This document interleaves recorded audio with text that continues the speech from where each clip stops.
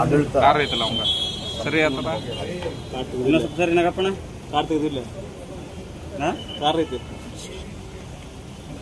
ಅಭಿವೃದ್ಧಿ ಅಂತೂ ಸಂಪೂರ್ಣವಾಗಿ ನಿಂತು ಹೋಗಿದೆ, ಶೂನ್ಯ ಆಗಿದೆ. ಅದು ಒಂದು ಕಡೆ ಇದ್ರೆ ಇವತ್ತು ಅಧಿಕಾರಿಗಳ ವರ್ಗಾವಣೆಯಲ್ಲಿ ಬಹಳ ದೊಡ್ಡ ಭ್ರಷ್ಟಾಚಾರ ನಡೆದಿದೆ. ಅದು ಸ್ಥಳೀಯ ಮಟ್ಟದಿಂದ ಹಿಡಿದು ರಾಜ್ಯ ಮಟ್ಟದ ಅಧಿಕಾರಿಗಳಲ್ಲಿ ಬಹಳಷ್ಟು ಭ್ರಷ್ಟಾಚಾರ ವ್ಯವಹಾರ ನಡೆದಿದೆ. ಹೀಗಾಗಿ ಪ್ರಾಮಾಣಿಕ ಅಧಿಕಾರಿಗಳ ನೈತಿಕತೆ ಸಂಪೂರ್ಣ ಕುಸಿತೋಗಿದೆ. ಆಡಳಿತ ಪಕ್ಷದ ಶಾಸಕರೇ ಬೇಸತ್ತು ಈಗ ಹಲವಾರು ಭ್ರಷ್ಟಾಚಾರದ ವ್ಯವಸ್ಥೆ ಪ್ರಕರಣಗಳನ್ನು ತೆಗೆದಾಗಲೂ ಕೂಡ ರಾಜ್ಯದ ಸರ್ಕಾರ, ಮುಖ್ಯಮಂತ್ರಿಗಳು ಅದರ ಬಗ್ಗೆ ತುಟಿ ಕಂತ ಇದೆ. ಮತ್ತು ನನಗೆ ಅರ್ಥ ಆಗೋದಿಲ್ಲ,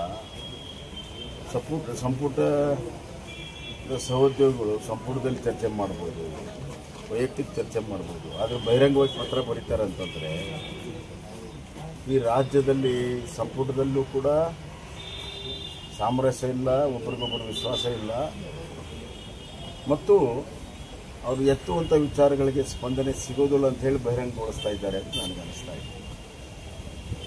ಮಳೆ ಬಂದು ಪ್ರವಾಹಕ್ಕೀಡಾದವ್ರಿಗೆ ಪರಿಹಾರ ಇಲ್ಲ, ಮನೆ ಕುಸಿದ್ರೆ ಪರಿಹಾರ ಇಲ್ಲ, ಯಾವುದೇ ರೀತಿಯ ಜನಸ್ಪಂದನೆ ಕೆಲಸ ಆಗ್ತಾ ಇದೆ. ಆದ್ದರಿಂದ ಇಡೀ ಈ ಆಡಳಿತದ ವಿರುದ್ಧ ಜನ ಆಂದೋಲನ ಶೀಘ್ರದಲ್ಲಿಯೇ ಪ್ರಾರಂಭ ಆಗುತ್ತೆ. ಜನರ ವಿಶ್ವಾಸದೊಂದಿಗೆ ಭಾರತೀಯ ಜನತಾ ಪಕ್ಷ ಬೇರೆ ಬೇರೆಯ ಸ್ಥಳಗಳ ವಿಷಯಗಳನ್ನು ಇಟ್ಟುಕೊಂಡು ಜನ ಆಂದೋಲನವನ್ನು ಮಾಡಬೇಕನ್ನುವಂಥ ತೀರ್ಮಾನ ನಾವು ಮಾಡಿದ್ದೇವೆ. ಸರ್, ಹಾವೇರಿ ಜಿಲ್ಲೆ ರೈತ ಆತ್ಮಹತ್ಯೆ ಯಾವ್ಯಾವ ಪ್ರದೇಶದಲ್ಲಿ ಯಾವ ವಿಷಯಗಳನ್ನು ಎತ್ತಿ ಜನ ಆಂದೋಲನವನ್ನು ಮಾಡಬೇಕು ಅನ್ನುವಂಥದ್ರ ಬಗ್ಗೆ ಅತಿ ಶೀಘ್ರದಲ್ಲಿ ರಾಜ್ಯದ ಎಲ್ಲ ಪ್ರಮುಖರನ್ನ ಕರೆಸಿ ಒಂದು ಚಿಂತನ ಮಂಥನವನ್ನು ಮಾಡಬೇಕಂತ ಹೇಳಿ ಸೂಚನೆಯನ್ನು ಅಮಿತ್ ಶಾಜಿ ಅವರು ಕೊಟ್ಟಿದ್ದಾರೆ. ಆ ಪ್ರಕಾರ ನಮ್ಮ ರಾಜ್ಯ ಬಿಜೆಪಿ ಘಟಕ, ನಮ್ಮ ಅಧ್ಯಕ್ಷರು ಮತ್ತು ವಿರೋಧ ಪಕ್ಷ ನಾಯಕರು ಎಲ್ಲರೂ ಸೇರಿ ಅದರ ಬಗ್ಗೆ ನಾವು ಒಂದು ಶೀಘ್ರವೇ ಆ ಸಭೆಯನ್ನು ಮಾಡಿದ್ದೀವಿ. ಸರ್, ರಾಜು ಕಾಗೆ ಅವರು ಸರ ಗಂಭೀರ ಆರೋಪ ಮಾಡಿರುವಂಥದ್ದು ಅಂದರೆ ವರ್ಕ್ ಆರ್ಡರ್ ಕೊಟ್ಟಿದ್ದಾರೆ. ನೀವು ನೋಡಿರಿ, ಒಂದು ಕೆಲಸ PWD ಗುತ್ತಿಗೆದಾರರು ಕಂಪ್ಲೇಂಟ್ ಮಾಡಿದರು, ಸಿಕ್ಕಾಪಟ್ಟೆ ಲಂಚ ಆಗಿದೆ, ಎಲ್ಲ ಸೇರಿದರೆ 50% 60% ಆಗ್ತದೆ ಅಂತ ಅವ್ರು ಮಾಡಿದ್ರು. ಅದು ಒಂದು ಕಡೆ.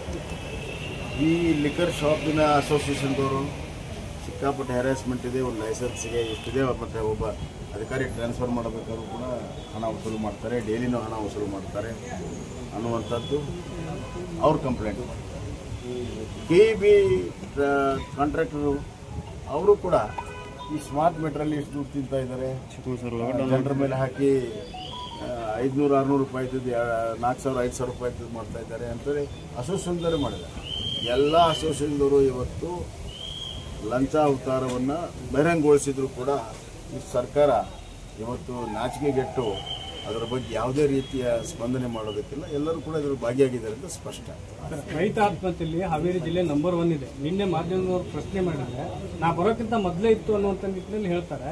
ಜೊತೆಗೆ ಅದನ್ನ ಪರಿಶೀಲನೆ ಮಾಡಬೇಕು, ಅಂದ್ರೆ ಬೇರೆ ರೀತಿಯ ಆತ್ಮಹತ್ಯೆ ಆಗಿದ್ದು ರೈತ ಆತ್ಮಹತ್ಯೆ ಮಾಡ್ಕೊಂತ ಇದ್ದಾರೆ ಅನ್ನೋ ಲೆಕ್ಕದಲ್ಲಿ ಹೇಳ್ತಾರೆ. ಅಲ್ಲ, ಅದು ಪರಿಶೀಲನೆ ಮಾಡುವಂಥದ್ದು ಒಂದು ವ್ಯವಸ್ಥೆನೇ ಇದೆ.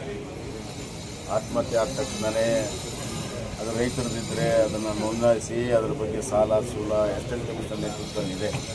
ಸೊ ಅದು ಹಾಗೇ ಆಗುತ್ತೆ. ಆತ್ಮಹತ್ಯೆ ಇವತ್ತೇನು ನಡೀತಾ ಇದೆ